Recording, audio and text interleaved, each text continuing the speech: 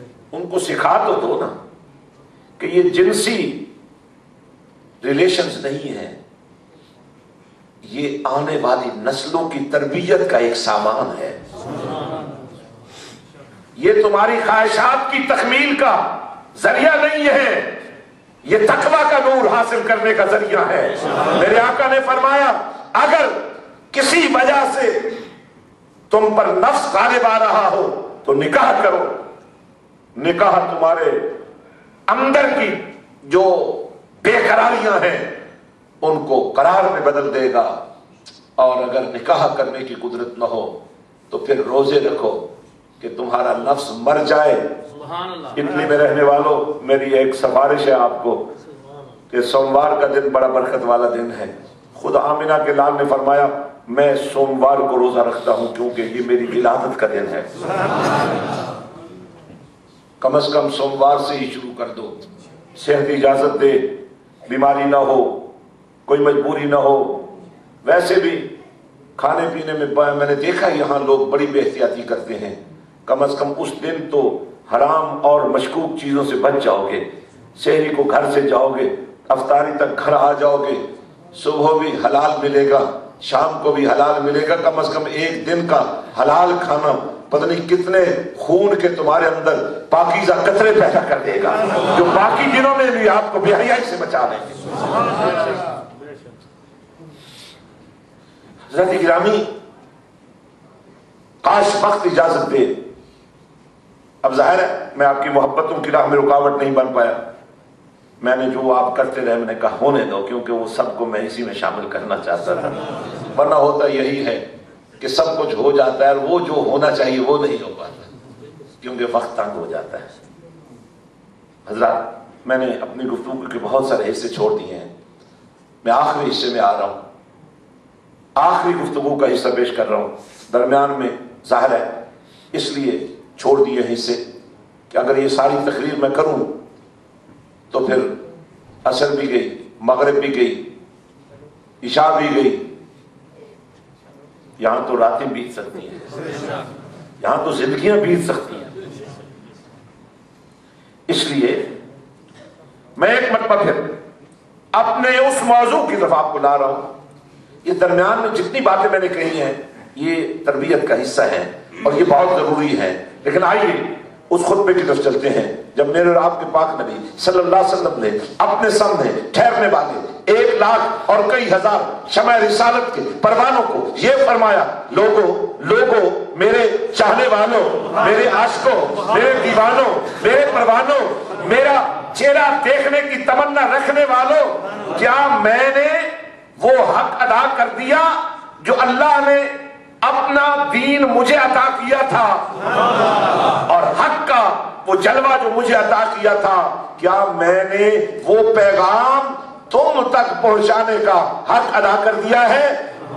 اور ظاہر ہے 1,00,000 اور کئی ہزار کا اجتماع تھا، اس لیے میں آپ کو متوجہ کر رہا ہوں کہ جواب آیا، آواز آئی، جاننے والے جان گئے کہ آج جو کلام کملی والا کر رہا ہے یہ ایک خبر ہے کہ اب یہ دیدار کے نشے ختم ہو جائیں گے، اب یہ ملاقاتوں کا حسن ختم ہو جائے گا۔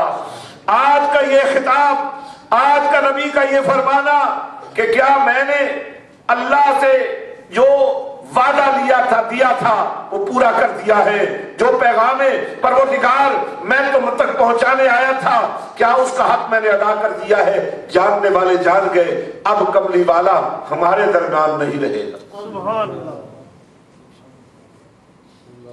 حضرات اب آنسو میں بھیگی ہوئی آنکھیں ہیں، دھڑکتے ہوئے دل، کرب کی کیفیات سے گزرنے والے دل، ایک آواز گونجی، یا رسول اللہ صلی اللہ علیہ وسلم آپ نے حق ادا کر، آپ نے کوئی کسر نہیں چھوڑی، دندان مبارک بھی شہید کرا لیے، شیب ابی طالب کے فاقہ کشی کے سال بھی گزار لیے، اور مدینے کی ہجرت بھی کر لی، ہر ظلم اور دکھ برداشت کر لیا، اب کوئی گنجائش نہیں رہی، آپ نے حق ادا کر دیا. لیکن یہ کلام جب میرے نبی نے سنا نا، اس کے بعد پھر اللہ سے مخاطب ہوئے اور عرض کیا مولا تو گواہ رہے کہ میں نے تیرا پیغام تیرے بندوں تک پہنچا دیا. جو شہادت کی انگلی آسمان کی طرف اٹھی ہوئی تھی، مولا میں نے تیرا پیغام تیرے بندوں تک پہنچا دیا ہے. اور پھر اپنے غلاموں سے مخاطب ہوئے، فرمایا کیا تم اس بات کا وعدہ کرتے ہو جو پیغام میں نے تمہیں پہنچا دیا ہے تم اسے ان لوگوں تک پہنچاؤ گے جو آج یہاں موجود نہیں ہیں؟ اب یہاں ایک بڑا خاص جملہ پیش کرنا چاہتا ہوں. آمنہ کی لال نے فرمایا اصحابی النجوم بأیہم اہتدیتم، میری صحبت میں رہنے والا. ویسے یہ بات سمجھ میں بھی آتی ہے کہ اگر آپ کسی برے دوست کی سنگت میں ہوں، آپ کسی برائی میں پھنس جائیں، کسی غلط دوستی میں پھنس جائیں، ماں بھی کہے گی سنگت چھوڑ دو، باپ بھی کہے گا، باپ اپنے دوستوں سے کہے گا بھتیجے کو سمجھاؤ. دوست جو اچھے ساتھی ہیں وہ تمہیں کہیں گے یار تو اچھا خاصا آدمی تھا، کیا ہو گیا تمہیں، یہ ڈرگیوں کے ساتھ تم کیا کر رہے ہو، یہ سمگلروں کے ساتھ تم کیا کر رہے ہو، یہ کیسی دوستی تم نے اختیار کی. ارے جنہیں میرے رب نے نبی کے لیے چنا ہے، ارے ان کی دوستی میں کوئی کمی ہو سکتی ہے؟ اس لیے میرے نبی نے فرمایا میری صحبت میں رہنے والا اصحابی کالنجوم، اسے عام نہ سمجھو، وہ تو ستاروں کی مانند ہے. اب میں یہاں تھوڑا سا ایک رنگ آپ کے سامنے رکھنا چاہتا ہوں. دیکھیں غار ہرا ہے، غار ثور ہے، غار ثور گود ہے صدیق اکبر کی،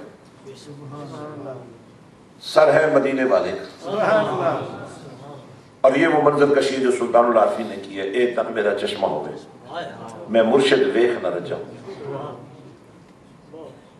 مرشد دیدار باہو میں لکھ کروڑا ہٹ جاؤں. سانپ ڈس رہا ہے،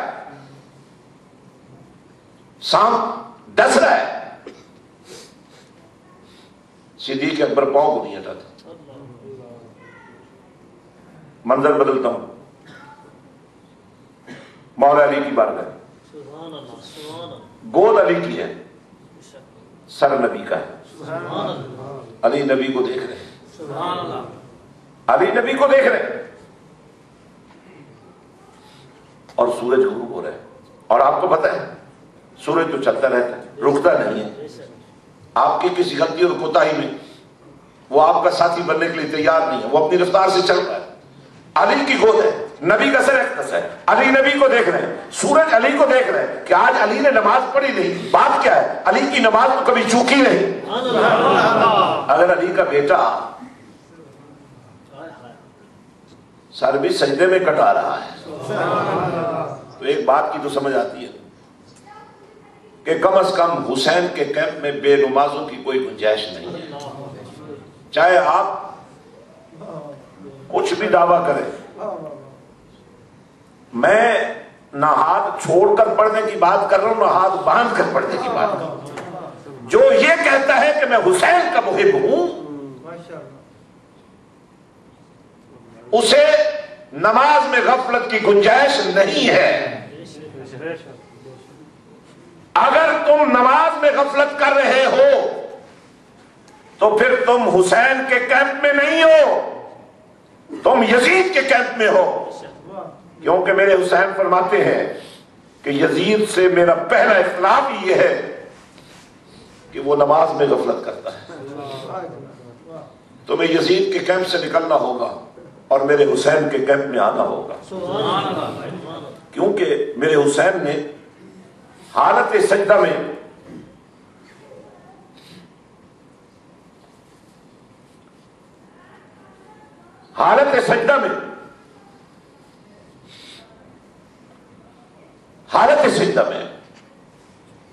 سر کٹا کر یہ بات بتا دی کہ مدینے سے چلنے کا جو فیصلہ کیا تھا نا، مدینہ چھوڑنے کا وہ بلا وجہ نہیں کیا تھا.